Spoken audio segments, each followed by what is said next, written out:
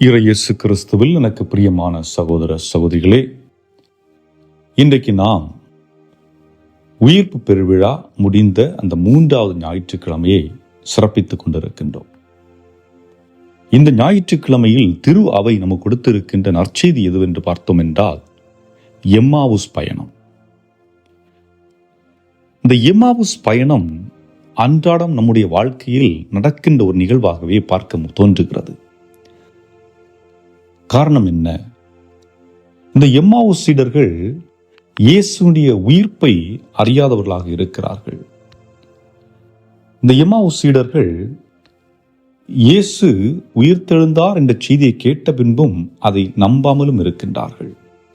ஆக உண்மையை நம்பாத ஒரு சூழல். கேள்விப்பட்டோம், ஆனால் எங்களால் ஏற்றுக்கொள்ள முடியவில்லை. நம்முடைய வாழ்க்கையிலும் அன்றாடம் புரிதலற்ற நிலையில் தான் வாழ்ந்து கொண்டிருக்கிறோம். தன்னை பற்றிய புரிதலும் இல்லை, பிறரை பற்றிய புரிதலும் இல்லை, உறவை பற்றிய புரிதலும் இல்லை. தன்னை பற்றிய புரிதல் என்று சொல்லுகின்ற பொழுது தனக்கு எது தேவை என்பதல்ல, மாறாக நான் எப்படி வாழ்ந்து கொண்டிருக்கின்றேன், என்னுடைய வாழ்க்கை பிறருக்கு பயனுள்ள விதமாக இருக்கிறதா, அன்றாட வாழ்வில் நான் கொடுக்கப்படுகின்ற நேரத்தை சரியாக பயன்படுத்தி கொண்டிருக்கின்றேனா, என்னுடைய வாழ்வுக்கு ஒரு அர்த்தம் இருக்கிறதா, இந்த கேள்விகளை நமக்குள் எழுப்பி நாம் வாழுகின்ற பொழுது தன்னை பற்றிய புரிதல் ஏற்படுகிறது. பிற நலனில் அக்கறை கொண்டு பிறருடைய தேவைகளை நிறைவு செய்கின்ற பொழுது, நேற்றைக்கு இந்த வலையொலியில் ஒரு சிறிய வீடியோ ஒன்றை பார்த்தேன்.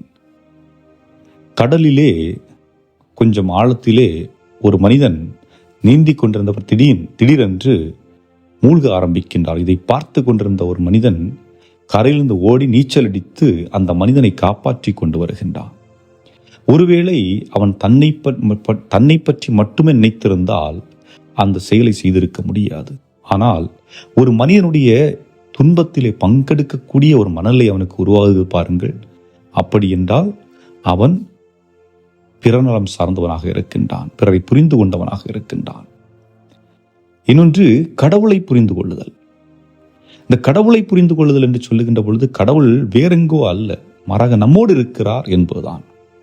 இதற்கு ஒரு சிறிய எடுத்துக்காட்டு என்னவென்று பார்க்கின்ற பொழுது, இயேசு சீடர்களுக்கு தோன்றி சொன்ன வார்த்தை என்ன?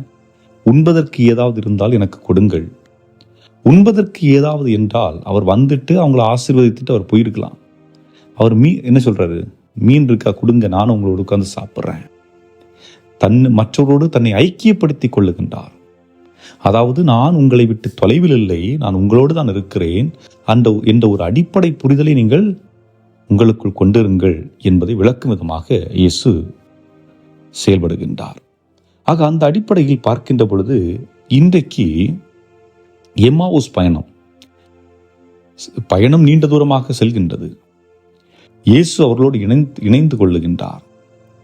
ஆனால் இயேசு அவர்களை பேசி பேசி பல விடயங்களை புரிய வைக்க முற்படுகின்றார். ஆனால் அவர்கள் புரியும் நிலையில் இல்லை. ஏன்னா பலர் என்ன பண்ணுவாங்கன்னா, முடிவு எடுத்துக்கிட்டு பேச ஆரம்பிப்பாங்க. இந்த முடிவு எடுத்துக்கிட்டு பேசுறவங்ககிட்ட நம்ம என்ன பேசினாலும் அவங்களுக்கு புரியாது.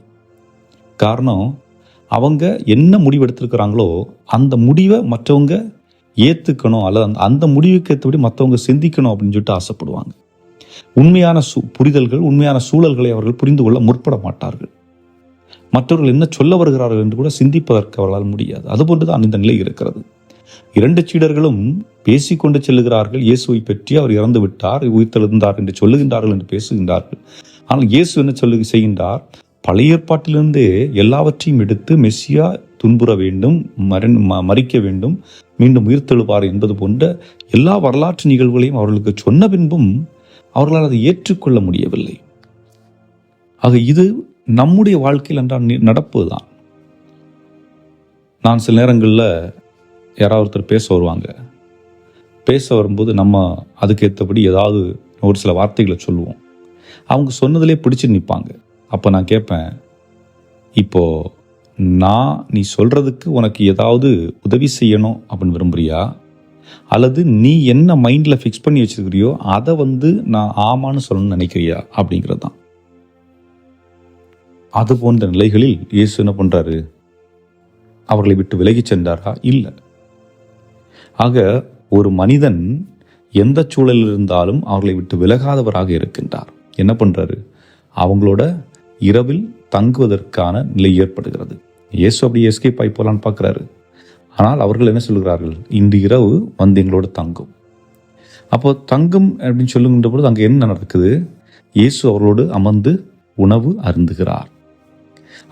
அந்த அப்பத்தை எடுத்து பிற்கின்ற பொழுது அவர்கள் இயேசுவை கண்டுகொள்ளுகின்றார்கள். அன்புக்குரியவர்களே, இந்த உயிர்ப்புக்கு பிறகு ஒரு 3 நிகழ்வுகளை பார்க்கின்ற பொழுது, 1, எம்மாவு சீடர்களோடு இயேசு உணவருந்து அமர்ந்தார். 2வது, அந்த ரூமில் காட்சி கொடுக்கின்ற பொழுது என்ன சொல்கிறாரு? உங்கள்கிட்ட ஏதாவது உணவு இருக்கா உண்பதற்குன்னு சொல்லிட்டு அங்கே உணவு நிலை ஏற்படுகிறது. 3வது, பேதுரு மற்ற சீடர்கள் எல்லாம் கடலில் மீன்பிடிக்க போகும்பொழுது இயேசு அவர்களுக்கான உணவை ஏற்பாடு செய்து வைத்து விட்டு அவர்கள் கரைக்கு வந்தோடனே உணவு சாப்பிட வாங்க அப்படின்னு கூப்பிட்றாரு. ஆக இந்த உணவு பகிர்தல் என்பது ஒரு இன்றியமையாத ஒன்றாக இருக்கிறது. இதைத்தான் இன்று நம்முடைய குடும்பங்கள் நாம் கடைபிடிக்க ஆரம்பிக்க வேண்டும். இன்றைக்கு எத்தனை நபர்கள் குடும்பத்தில் ஒன்றா சேர்ந்து சாப்பிட்றீங்க?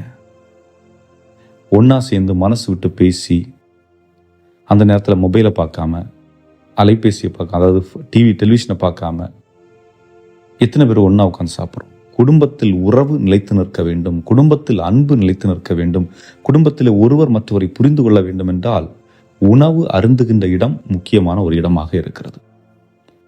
ஆக அந்த உணவு அருந்துகின்ற இடத்துல எல்லாரும் சேர்ந்து உட்காரணும்.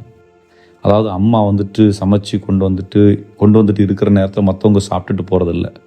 சமைத்து வைத்த பின்பு எல்லாரும் பிளேட் எடுத்து அதை உட்காந்து அதை ஷேர் பண்ணிட்டு பேசிக்கிட்டு அப்படியே தங்களுடைய அன்பை பகிர்ந்து கொண்டு, தங்களுடைய வாழ்க்கை நடந்த அனுபவங்களை பகிர்ந்து கொண்டு, மற்றவர்களது அனுபவங்களை பெற்று வாழ வேண்டும் என்பதுதான் அதனுடைய அடிப்படை பண்பும் உண்மையும் கூட. ஆக அந்த நிலைகளை தான் இயேசு இந்த எம்மாவுஸ் பயணத்தின் மூலம் மட்டுமல்ல, மாறாக தன்னுடைய உயிர்ப்பிற்கு பிறகு நடந்த நிகழ்வுகள் வழியாகவும் விளக்குகின்றார். ஆகவே அன்புக்குரியவர்களே, ஏதோ கோயிலுக்கு போனோம், காணிக்க போட்டோம், மற்றவர்களுக்கு நல்ல கருத்துக்கள் சொன்னோன்னு மட்டுமல்லாமல், உங்களுடைய குடும்பத்தில் ஒருவர் நேசிப்பதும், அவர்களுக்கு போதிய நேரத்தை கொடுப்பதும், ஒன்றாக அமர்ந்து உணவருந்துவதும், ஒன்றாக அமர்ந்து உறவுகளை பகிர்வதையும் செய்யுங்கள். நிச்சயமாக அந்த குடும்பத்தில் மகிழ்ச்சி தலைத்திருக்கும். இதை உணர்ந்தவர்களாக இந்த நாளிலே இறைவன் கரத்தில் நம்மை ஒப்புக்கொடு ஜெபிப்போம். என்றும் வாழும் இல்லாமல்ல இறைவா, நாங்களும் உம்முடைய பிள்ளைகளாக உம்மை புரிந்து வாழக்கூடியவர்களாக, உம்முடைய வார்த்தைகளை செவி கொடுத்து கேட்கக்கூடியவர்களாக வாழ வேண்டிய அருளை மாற்றம் தந்தருள எங்கள் ஆண்டவராகிய கிறிஸ்து வழியாக மன்றாடுகின்றோம். ஆமென்.